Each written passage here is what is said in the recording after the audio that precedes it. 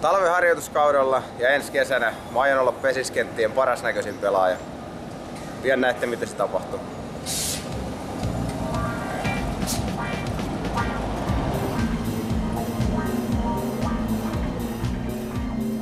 Pesäpallo on pikkusen hankala pelata, jos ulkokentällä tarvii näin siristää koko ajan. Ja kun lyö läpi, niin ei näe, että menikö se pallo läpi vai ei.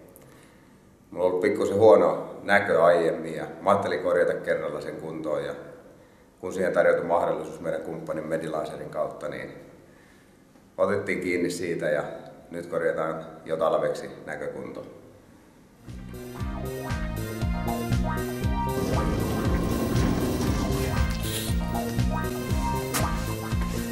Terve. Hei hei. Leikkaukseen tulossa. Joo, kyllä vaan. Hyvä, tervetuloa. Mites, jännittääkö kovasti? Joo, vähän rupee jännittää. Se on ihan normaalia. Haluaisitko ottaa rauhoittavaa esilääkitystä vai otatko mieluummin sitten skumppaa leikkauksen jälkeen? Joo, kyllä se kohviini olisi parempi toista. Hyvä, hyvä näin. Ota vaan takkia pois ja istu hetkeksi odottamaan. Joo, kiitos.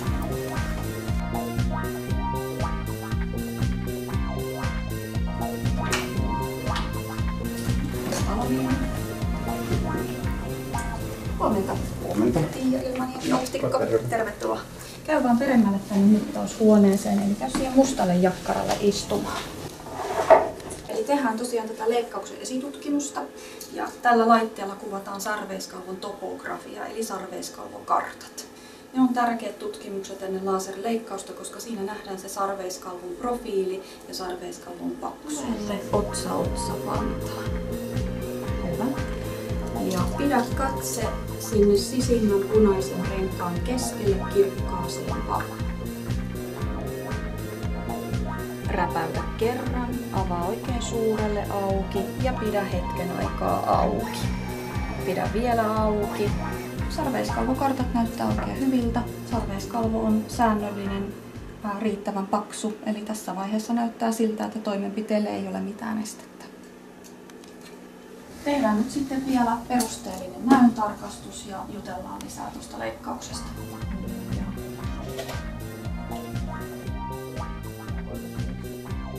Kumpi on parempi, ylä- vai alariki? Yläri.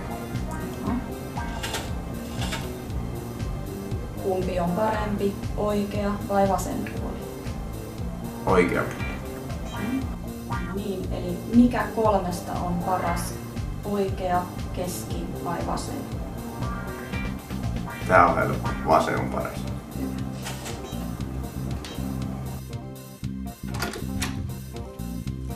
Niin, Paloniemi Jarkko.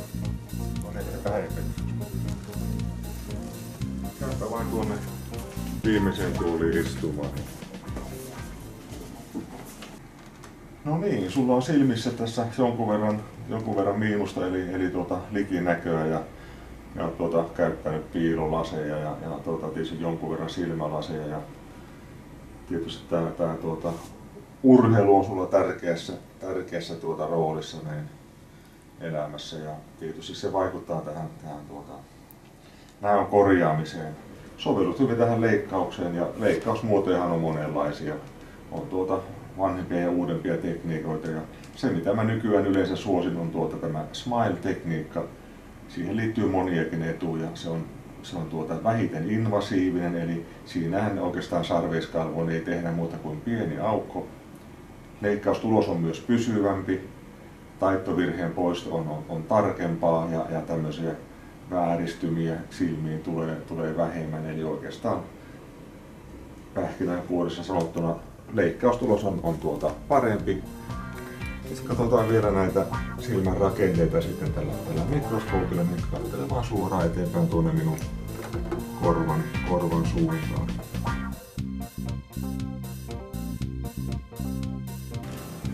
Onko Paloniemen Jarkko? Joo. Joo, moi vaan. Terve. Eli mä oon Kilon Katariina, sairaanhoitaja ja avustan sinua ja lääkäriä sitten tuo toimenpiteessä.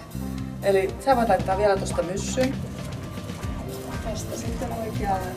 Ole hyvä, siellä on semmonen valkoinen peti, niin voit käydä siitä.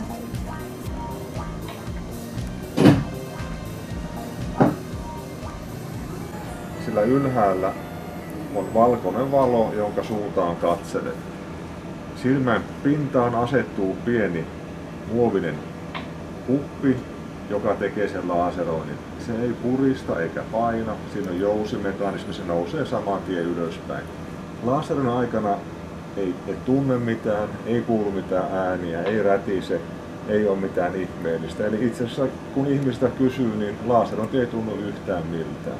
Eli koko prosessi on potilaalle tavattoman helppo ja yksinkertainen. Katselet vaan sinne valkoiseen valoon ja vilkkuvaan vihreään valon suuntaan.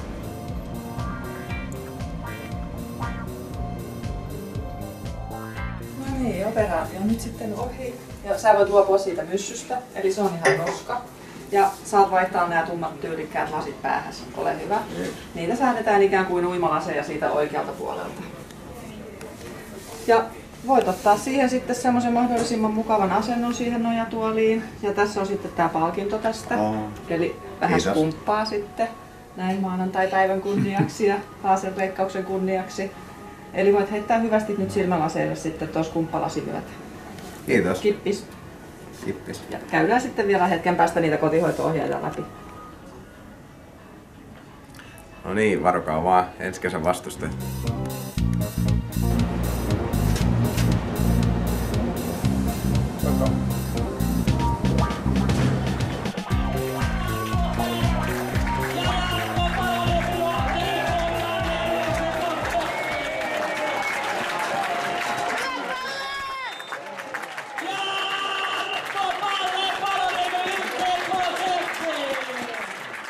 Sen mä tiedänkin, että sä oot kova poika lyömään noita läpilyöntejä, mutta tietysti täytyy ihmetellä, että miten sä tällä näöllä niitä oot pystynyt niin tarkasti lyömään, että eiköhän leikkauksen jälkeen ne tuu vieläkin tarkemmaksi ja tulokset vieläkin murskaavimmiksi, mitä ne tällä hetkellä on ollut.